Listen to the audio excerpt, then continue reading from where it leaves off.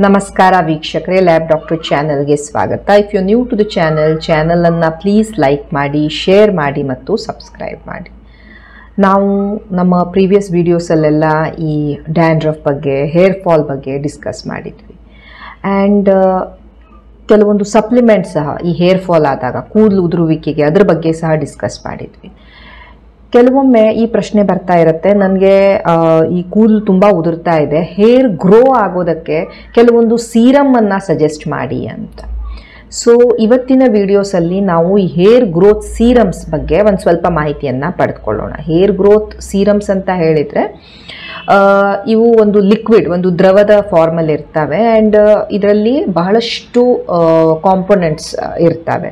And ಇದನ್ನು ನಾವು ನಮ್ಮ ಈ ತಲೆ ಕೂದಲಿಗೆ ಹಾಕಿದಾಗ ಅವುಗಳ ಬೆಳವಣಿಗೆಗೆ ಇದು ಸ್ಟಿಮ್ಯುಲೇಟ್ ಮಾಡ್ತಾ ಇರುತ್ತೆ. ಸೊ ನಾವು ಎಣ್ಣೆನೇ ಹಾಕ್ಬೋದು, ಅದರಿಂದಾನೇ ನಮ್ಮ ಕೂದಲು ಗ್ರೋತ್ ಆಗ್ಬೋದು. ಎಣ್ಣೆ ಬೇಸಿಕಲಿ ಏನು ಮಾಡುತ್ತೆ, ನಮ್ಮ ಹೇರ್ ಅಥವಾ ನಮ್ಮ ಈ ತಲೆಯ ಚರ್ಮ ಏನಿದೆ ಅದನ್ನು ನರಿಷ್ ಮಾಡುತ್ತೆ, ಅದನ್ನು ಸಾಫ್ಟಾಗಿ ಮಾಯ್ಶ್ಚರೈಸ್ ಮಾಡ್ತಾ ಇರುತ್ತೆ. ನಮ್ಮ ಕೂದಲು ಕೆಲವೊಮ್ಮೆ ತುಂಬ ಫ್ರಿಝಿ ಆಗಿರುತ್ತೆ, ಅದನ್ನು ಮೆಲೋ ಡೌನ್ ಮಾಡ್ತಾ ಇರುತ್ತೆ. ಸೊ ನಾವು ಯಾವಾಗ ಮಸಾಜ್ ಮಾಡ್ತೀವಿ ಆವಾಗ ಸ್ವಲ್ಪ ಬ್ಲಡ್ ಸರ್ಕ್ಯುಲೇಷನನ್ನು ಇಂಪ್ರೂವ್ ಮಾಡ್ತಾ ಇರುತ್ತೆ. ಎಣ್ಣೆ yes definitely it has its own roll and mainly ಇದು ಈ ಕೆಲಸಗಳನ್ನು ಮಾಡ್ತಾ ಇರುತ್ತೆ. ಈ ಹೇರ್ ಗ್ರೋತ್ ಸೀರಮ್ ಪರ್ಟಿಕ್ಯುಲರ್ಲಿ ಈ ಹೇರನ್ನು ಗ್ರೋ ಮಾಡೋಕ್ಕೇ ನಾವು ಯೂಸ್ ಮಾಡ್ತಾ ಇರ್ತೇವೆ. ಸೊ ಬಹಳಷ್ಟು ಸೀರಮ್ಸ್ ಅವೈಲೇಬಲ್ ಇರ್ತವೆ and we will just see ಯಾವ ಸೀರಮ್ಸನ್ನು ನೀವು ಟ್ರೈ ಮಾಡಿ ನೋಡ್ಬೋದು. But before that you should know that hair fall ಏನಿದೆ ಅದಕ್ಕೆ ಸುಮಾರಷ್ಟು ಕಾರಣಗಳಿರ್ತವೆ. ಓಕೆ, ಸೊ ಐಡೆಂಟಿಫೈ, ನಿಮಗೆ ಕಾಸ್ ಐಡೆಂಟಿಫೈ ಮಾಡ್ಲಿಕ್ಕೆ ಆಯಿತು ಅಂದಾಗ ಪ್ಲೀಸ್ ಐಡೆಂಟಿಫೈ ದ ಕಾಸ್ ಮತ್ತು ಅದಕ್ಕೆ ಟ್ರೀಟ್ಮೆಂಟನ್ನು ನೀವು ತೆಗೆದುಕೊಳ್ಳಿ. ನೀವು ಹೇರ್ ಸೀರಮ್ ಹಾಕ್ತಾ ಇದ್ದೀರಾ, ಆ್ಯಂಟಿ ಡ್ಯಾಂಡ್ರಫ್ ಶ್ಯಾಂಪೂಸ್ ಹಾಕ್ತಾ ಇದ್ದೀರಾ, ಎಣ್ಣೆಗಳನ್ನು ಹಾಕ್ತಾ ಇದ್ದೀರಾ, ನೀವು ಹೋಮ್ ರೆಮಿಡೀಸ್ ಮಾಡ್ತಾ ಇದ್ದೀರಾ, ಬಟ್ ನಿಮ್ಮ ಹೇರ್ ಫಾಲ್ ನಿಲ್ತಾ ಇಲ್ಲ ಅಂದಾಗ ನೀವು ನಿಮ್ಮ ಚರ್ಮ ರೋಗ ತಜ್ಞರ ಹತ್ರ ಹೋಗ್ಕೊಂಡು ನಿಮ್ಮ ಸ್ಕಾಲ್ಪನ್ನು ಒಂದ್ಸಲ ಇವ್ಯಾಲ್ಯುವೇಟ್ ಮಾಡಿಸ್ಕೊಳ್ಬೇಕು. ಅಲ್ಲೇನಾದರೂ ಫಂಗಲ್ ಇನ್ಫೆಕ್ಷನ್ ಇದೆಯಾ, ಉರಿಯೂತ ಇದೆಯಾ, ಚರ್ಮ ರೋಗವೇನಾದರೂ ಬಂದಿದೆಯಾ, ನಿಮಗೆ ಹಾರ್ಮೋನ್ ಏನಾದರೂ ಇಂಬ್ಯಾಲೆನ್ಸ್ ಇದೆಯಾ ಅಂತ. ಸೊ ಬಹಳಷ್ಟು ಕಾರಣದಿಂದ ಈ ಹೇರ್ ಫಾಲ್ ಆಗ್ತಾ ಇರುತ್ತೆ. ಒಂದು ಹೆರಿಡಿಟ್ರಿ, ಕೆಲವೊಬ್ಬರಿಗೆ ಫ್ಯಾಮಿಲಿಯಲ್ಲೇ ಅದು ಇರುತ್ತೆ, ಕೂದಲ ಹೋಗೋದು ಬೇಗ ಎಕ್ಸೆಟ್ರಾ. ಸೊ ಹೆರಿಡಿಟ್ರಿ ಕಾರಣದಿಂದ ಅನುವಂಶಿಕವಾಗಿ ಕೂದಲು ಉದುರುವಿಕೆ ಇರ್ಬೋದು. ಕೆಲವೊಬ್ಬರಿಗೆ ಸ್ಟ್ರೆಸ್ಸು, ಬಹಳ ಸ್ಟ್ರೆಸ್ ಆಯಿತು ಅಂದಾಗ ಅವರ ಬಾಡಿಯಲ್ಲಿ ಹಾರ್ಮೋನಲ್ ಚೇಂಜಸ್ ಹಾಕ್ಕೊಂಡು ಅವರಿಗೆ ಕೂದಲು ಉದುರ್ತಾ ಇರ್ಬೋದು. ಬೇರೆ ಹಾರ್ಮೋನ್ಸ್ ಲೈಕ್ ಥೈರಾಯ್ಡ್ ಹಾರ್ಮೋನ್ಸ್, ಅವುಗಳ ಡೆಫಿಷಿಯನ್ಸಿ ಹೆಚ್ಚು ಕಡಿಮೆ ಆಗ್ತಾ ಇದ್ದಾಗ ಕೂದಲು ಉದುರುವಿಕೆ ಇರುತ್ತೆ.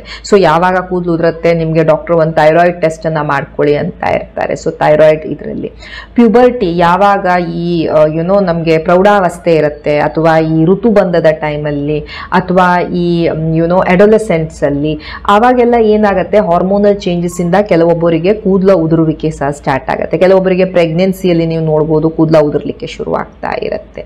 ಕೆಲವೊಂದ್ಸಲ ನೀವು ಯೂಸ್ ಮಾಡ್ತಾ ಇರುವಂತಹ ಈ ಏನೇನು ಕಾಸ್ಮೆಟಿಕ್ಸ್ ಇರ್ತವೆ ಹೇರ್ ಕೇರಿಗೆ ನೀವು ಯೂಸ್ ಮಾಡ್ತಾ ಇರೋದು ಅದು ನಿಮ್ಗೆ ಸೂಟ್ ಆಗದೆ ಇರ್ಬೋದು ಆ್ಯಂಡ್ ಅದರಿಂದ ನಿಮಗೆ ಹೇರ್ ಫಾಲ್ ಆಗ್ತಾ ಇರ್ಬೋದು. ನಿಮ್ಮ ಡಯಟಲ್ಲಿ ನಿಮ್ಮ ಕೂದಲಿಗೆ ನರಿಷ್ ಮಾಡುವಂಥ ಯಾವುದೇ ಒಂದು ನ್ಯೂಟ್ರಿಷನ್ ವ್ಯಾಲ್ಯೂ ಇರದೇ ಇರ್ಬೋದು. ಸೊ ಅದರಲ್ಲಿ ನಿಮಗೆ ರಕ್ತಹೀನತೆ ಇರ್ಬೋದು, ರಕ್ತ ಕಡಿಮೆ ಆಗಿರ್ಬೋದು, ನಿಮ್ಮ ಕೂದಲಿಗೂ ಸಹ ನ್ಯೂಟ್ರಿಷನ್ ಸಿಗ್ತಾ ಇರೋದಿಲ್ಲ, ನಿಮ್ಮ ಹಿಮೋಗ್ಲೋಬಿನ್ 7 ಇರುತ್ತೆ, 8 ಇರುತ್ತೆ, ಡೆಫಿನೆಟ್ಲಿ ನಿಮಗೆ ಕೂದಲ ಉದುರುತ್ತೆ. ಸೊ ಕಬ್ಬಿಣಾಂಶ ಕಡಿಮೆ ಇರುವಂಥ ಅಯರ್ನ್ ಡೆಫಿಷಿಯನ್ಸಿ, ಅನಿಮಿಯಾ ಇರಬಹುದು, ಅಥವಾ small vitamins, minerals, trace elements, vitamin B12 deficiency ಇರ್ಬೋದು, ವೈಟಮಿನ್ ಡಿ ಇರ್ಬೋದು, zinc deficiency, magnesium deficiency, B complex deficiency, ಇವೆಲ್ಲ ಕಡಿಮೆ ಆದಾಗ ಸಹ ನಿಮಗೆ ಹೇರ್ ಫಾಲ್ ಆಗ್ತಾ ಇರಬಹುದು. So there are many reasons ಯಾಕೆ ಹೇರ್ ಫಾಲ್ ಆಗುತ್ತೆ and you should always try and find out ಆ ರೀಸನ್ಸನ್ನು. ಜಸ್ಟ್ ಮೇಲಿಂದ ನಾವು ಪ್ಯಾಚ್ ವರ್ಕ್ ಮಾಡ್ಕೊಳ್ತಾ ಇದ್ದಾಗ it may not be of much use and not for a long duration.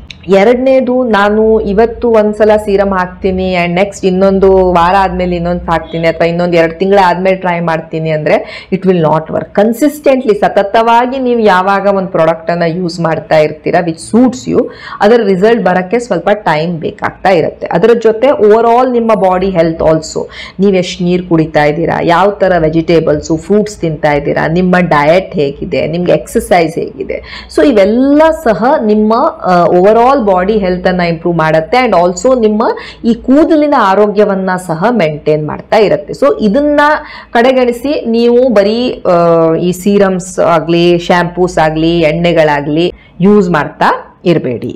ಇದು ಮೇಲ್ pattern of baldness. ಇಲ್ಲಿ ನೀವು ನೋಡಬಹುದು, ಗಂಡಸರಲ್ಲಿ ಯೂಶುವಲಿ ನಾವು ಈ ರೀತಿ ನೆತ್ತಿಯ ಮೇಲೆ ಮತ್ತೆ ಮುಂದ್ಗಡೆ ಈ ಟೆಂಪೋರಲ್ ಭಾಗದಲ್ಲಿ ಈ ಹಣೆ ಹತ್ತಿರ ಈ ರೀತಿ ಬಾಲ್ನೆಸ್ ಅನ್ನ ನೋಡ್ತಾ ಇರ್ತೇವೆ. ಫಸ್ಟ್ ಇದು ಈ ಹೇರ್ ಲೈನ್ ಅಲ್ಲಿ ಬರ್ಲಿಕ್ಕೆ ಸ್ಟಾರ್ಟ್ ಆಗತ್ತೆ, ಆಮೇಲೆ ಇದು ಈ ರೀತಿ ನೆತ್ತಿಯ ತನಕ ಹೋಗ್ತಾ ಇರುತ್ತೆ. ಸೊ ಇದು ಪ್ರೋಗ್ರೆಸ್ ಆಗ್ಬೋದು, ಪಾರ್ಷಿಯಲ್ ಆಗ್ಬೋದು, ಅಥವಾ ಕಂಪ್ಲೀಟ್ಲಿ ಇದು ಬಾಲ್ಡ್ ಆಗ್ಬೋದು, ತಲೆ ಕೂದಲ ಹೋಗ್ಬಿಡ್ಬೋದು.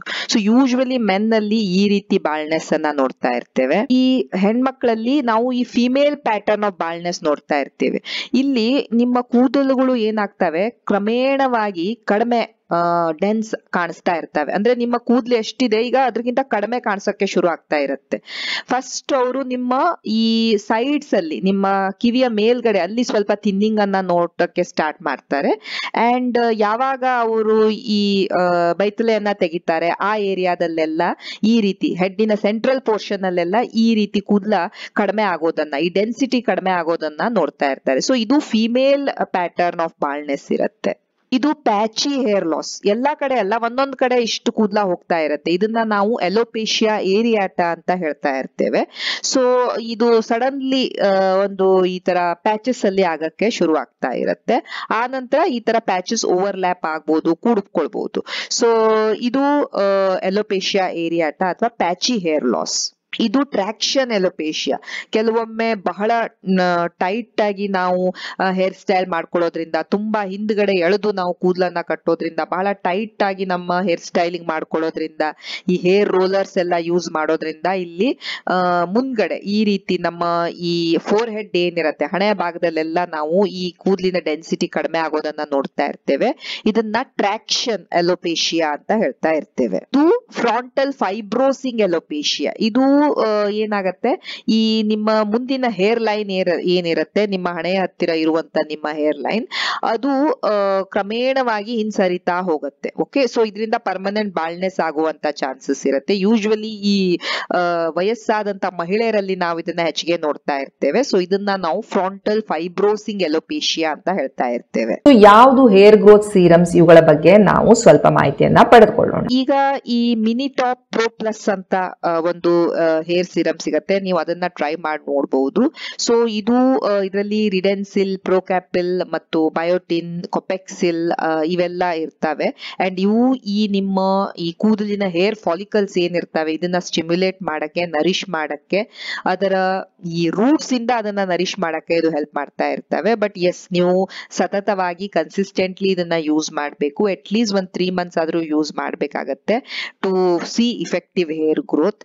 ಅಂಡ್ ನಿಮ್ಮ ಥಿಕ್ನೆಸ್ ಆಗ್ಲಿ, ಸ್ವಲ್ಪ ಡೆನ್ಸಿಟಿಯನ್ನಾಗ್ಲಿ ಇಂಪ್ರೂವ್ ಮಾಡಕ್ಕೆ, ಸ್ವಲ್ಪ ಡಲ್ನೆಸ್ ಅನ್ನ ಕಡಿಮೆ ಮಾಡಕ್ಕೆ ಇದು ಹೆಲ್ಪ್ ಮಾಡ್ತಾ ಇರುತ್ತೆ. It will cost you around 1200 to 1300. ಫಾಲಿರಿಚ್ ಹೇರ್ ಗ್ರೋತ್ ಸೀರಮ್ ಅಂತ ಸಿಗತ್ತೆ. ಇದು ಸಹ ಈ ಫಾಲಿಕಲ್ಸ್ ಇನ ಏಜಿಂಗ್ ಅದನ್ನ ಕಡಿಮೆ ಮಾಡೋದಕ್ಕೆ ಮತ್ತೆ ನಿಮ್ಮ ಹೇರ್ ಗ್ರೋತ್ ಅನ್ನ ಹೆಲ್ದಿ ಮಾಡೋದಕ್ಕೆ ಹೆಲ್ಪ್ ಮಾಡ್ತಾ ಇರುತ್ತೆ. ಥಿಕ್ನೆಸ್ ಅನ್ನ ಇಂಪ್ರೂವ್ ಮಾಡುತ್ತೆ ಅಂಡ್ ಬ್ರೇಕೇಜ್ ಅನ್ನ ಸ್ವಲ್ಪ ಕಡಿಮೆ ಮಾಡ್ತಾ ಇರುತ್ತೆ. ಗಂಡಸರು ಹೆಂಗಸರು ಇಬ್ರು ಇದನ್ನ ಯೂಸ್ ಮಾಡಬಹುದು. ಅರೌಂಡ್ 1400 ಇದರ ಕಾಸ್ಟ್ ಇರುತ್ತೆ. Scalpe Pro hair growth serum ಅಂತ ಸಹ ಸಿಗ್ತಾ ಇರುತ್ತೆ. ಇದರಲ್ಲೂ ಸಹ ರೆಡೆನ್ಸಿಲ್, ಕೆಪೆಕ್ಸಿಲ್, ಪ್ರೋಕ್ಯಾಪಿಲ್ ಅನ್ನುವಂತ ಆಕ್ಟಿವ್ ಇಂಗ್ರೀಡಿಯೆಂಟ್ಸ್ ಇರ್ತವೆ, ಯಾವುದು ನಿಮ್ಮ ಹೇರ್ ಗ್ರೋತ್ ಅನ್ನ ಬೂಸ್ಟ್ ಮಾಡ್ತವೆ.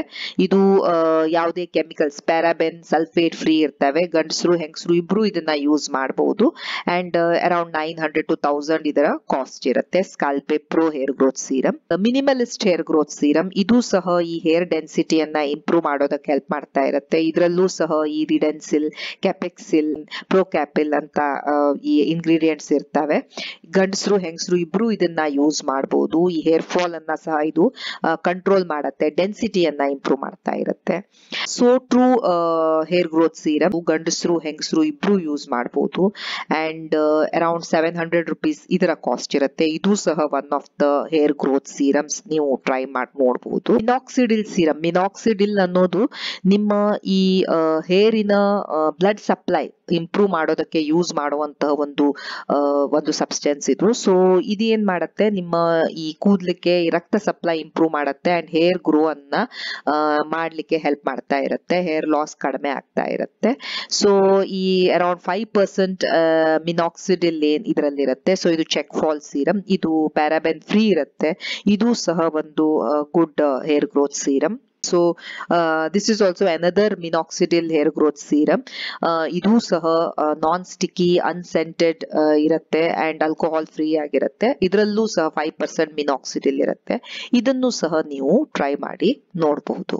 ಸೊ ಹೇಗೆ ನಾವು ಈ ಹೇರ್ ಗ್ರೋತ್ ಸೀರಮ್ಸ್ ಅನ್ನ ಯೂಸ್ ಮಾಡಬೇಕು? ಯೂಶುವಲಿ ಇದನ್ನ ನಾವು ಡ್ಯಾಂಪ್ ಹೇರಿಗೆ, ಅಂದ್ರೆ ಸ್ವಲ್ಪ ವೆಟ್ ಹೇರ್ ಇದ್ದಾಗ ಈ ಸೀರಮ್ ಯೂಸ್ ಮಾಡೋದು ಬೆಟರ್. ನಾಟ್ ದಟ್ ನೀವು ಡ್ರೈ ಹೇರಿಗೆ ಯೂಸ್ ಮಾಡಬಾರ್ದು, you can use it, but wet hair is better. So ನೀವು ನಿಮ್ಮ ಕೂದಲವನ್ನ ಶಾಂಪೂ ಹಾಕೊಂಡು ತೊಳೆದ್ಕೊಂಡ್ರಿ, ಅದಾದ ನಂತರ ನೀವು ಕೂದಲನ್ನ ಸ್ವಲ್ಪ ಒಣಗಿಸ್ಕೊಳ್ತೀರಾ ಟಾವೆಲ್ ತಗೊಂಡು. ಅದಾದ್ಮೇಲೆ ನೀವೇನ್ ಮಾಡಬೇಕು, ಈ ಸೀರಮ್ಸ್ ಅನ್ನ ಡೈರೆಕ್ಟ್ಲಿ ನಿಮ್ಮ ಸ್ಕಾಲ್ಪಿನ ಮೇಲೆ, ತಲೆ ಚರ್ಮದ ಮೇಲೆ ಅದನ್ನ ಹಾಕ್ಬೇಕಾಗತ್ತೆ. ಎಲ್ಲಿ ನಿಮ್ಗೆ ಈ ಪ್ಯಾಚಿ ಏರಿಯಾ ಕಾಣ್ತಾ ಇದೆ, ಎಲ್ಲಿ ನಿಮ್ಗೆ ಅನಿಸ್ತಾ ಇದೆ ನಿಮ್ಗೆ ಈ ಹೇರ್ ಗ್ರೋತ್ ಕಡಿಮೆ ಇದೆ ಅಂದಾಗ ಆ ಏರಿಯಾಸ್ ಅಲ್ಲಿ ನೀವು ಇದನ್ನ ಡೈರೆಕ್ಟ್ಲಿ ಆ ಸ್ಕಾಲ್ಪ್, ಆ ಚರ್ಮದ ಮೇಲೆ ಅವುಗಳನ್ನ ಯೂಸ್ ಮಾಡಬೇಕು, ಅದನ್ನ ಹಾಕಬೇಕು. ಸೊ ಸ್ವಲ್ಪ ಅಮೌಂಟ್ ಅನ್ನ ತೆಗೆದುಕೊಂಡು ಆ ಜಾಗದಲ್ಲಿ ಎಲ್ಲಿ ಕೂದಲು ಕಡಿಮೆ ಅನಿಸ್ತಾ ಇದೆ ಆ ಜಾಗದಲ್ಲಿ ಹಾಕಿ ಸ್ವಲ್ಪ ಮಸಾಜ್ ಮಾಡಿ. ಈಗ ಹೀಗೆ ಮಸಾಜ್ ಮಾಡೋದ್ರಿಂದ ಅಲ್ಲಿ ಸ್ವಲ್ಪ ಬ್ಲಡ್ ಸರ್ಕ್ಯುಲೇಷನ್ ಸಹ ಇಂಪ್ರೂವ್ ಆಗುತ್ತೆ ಅಂಡ್ ಆಲ್ಸೋ ಈ ಸೀರಮ್ ಒಳಗಡೆ ಸೇರ್ಕೊಳ್ಳಕ್ಕೂ ಸಹ ಅದು ಹೆಲ್ಪ್ ಮಾಡ್ತಾ ಇರುತ್ತೆ. ಇದನ್ನ ನೀವು ಮತ್ತೆ ತಲೆ ತೊಳ್ಕೊಳ್ಬೇಕಂತ ಅವಶ್ಯಕತೆ ಇಲ್ಲ, ಅದನ್ನ ನೀವು ಹಾಗೆ ಬಿಡ್ಬೋದು. ಸೊ ನೀವು ವೀಕ್ಲಿ ಇದನ್ನ ಟ್ವೈಸ್ ಯೂಸ್ ಮಾಡ್ಬೋದು. ನಿಮ್ಗೆ ಬೇಕಿತ್ತು ಅಂತ ಹೇಳಿದ್ರೆ ನೀವು ಫ್ರೀಕ್ವೆಂಟ್ಲಿ ಸಹ ಯೂಸ್ ಮಾಡ್ಬೋದು, ಬಟ್ ಅದರಲ್ಲಿ ಕೊಟ್ಟಿರುವಂತಹ ಏನ್ ಇನ್ಸ್ಟ್ರಕ್ಷನ್ ಇದೆ ಅದನ್ನ ಕರೆಕ್ಟ್ ಆಗಿ ಫಾಲೋ ಮಾಡಿ. ಎರಡನೇದು, ನೀವು ನೋಡಿ ನೀವು ಇದಕ್ಕೆ ಅಲರ್ಜಿಕ್ ಎಕ್ಸೆಟ್ರಾ ಇದ್ದೀರಾ ಅಂತ. ಸೊ ಒಂದು ಟೆಸ್ಟಿಂಗ್ ಅನ್ನ ಫಸ್ಟ್ ಮಾಡ್ಕೊಂಡು ನೋಡಿ, ಅದಾದ್ಮೇಲೆ ಈ ತರ ಪ್ರಾಡಕ್ಟ್ಸ್ ಅನ್ನೆಲ್ಲ ಯೂಸ್ ಮಾಡಿ.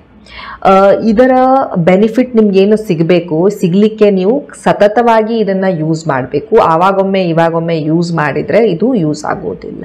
ಸೊ ಈವನ್ ಡ್ರೈ ಹೇರ್ ಮೇಲೆ ನೀವು ಯಾವಾಗ ಹಾಕೊಳ್ಬೇಕಂತ ಇದ್ದೀರಾ, ಸೊ ನೀವು ಎಲ್ಲಿ ನಿಮ್ಗೆ ಹೇರ್ ಫಾಲ್ ಇದೆ ಅಥವಾ ಎಲ್ಲಿ ನಿಮಗೆ ಸ್ವಲ್ಪ ಜಾಸ್ತಿ ಈ ಕೂದಲು ಹೋಗ್ತಾ ಇದೆ ಅನಿಸ್ತಾ ಇದೆ, ಅಲ್ಲಿ ನೀವು ಒಂದು 2 or 3 ಸ್ಪ್ರೇಸ್ ಅನ್ನ ಮಾಡ್ಕೊಳ್ಬಹುದು. ಸೊ ದಟ್ ಆ ಏರಿಯಾಕ್ಕೆ ಈ ಸೀರಮ್ ಹೋಗುತ್ತೆ and once you massage it ನಿಮ್ಗೆ ಬ್ಲಡ್ ಸಪ್ಲೈ ಸಹ ಚೆನ್ನಾಗಿ ಆಗ್ತಾ ಇರುತ್ತೆ.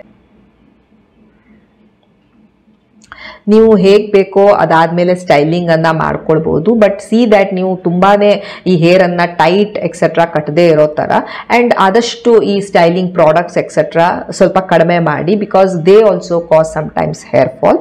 ಅಂಡ್ ಕನ್ಸಿಸ್ಟೆನ್ಸಿ, ಸತತವಾಗಿ ಇವುಗಳನ್ನ ಯೂಸ್ ಮಾಡ್ತಾ ಇರಬೇಕು ಅಂಡ್ ನಿಮ್ಮ ಹೇರ್ ಕೇರ್ ರೂಟೀನ್ ಅಲ್ಲಿ you can add it in a consistent manner. So ಇವು ಕೆಲವೊಂದು ಟಿಪ್ಸ್ ಇದ್ದು about the hair serums. Thank you so much for watching the video. Please like, share and subscribe the channel. Thank you.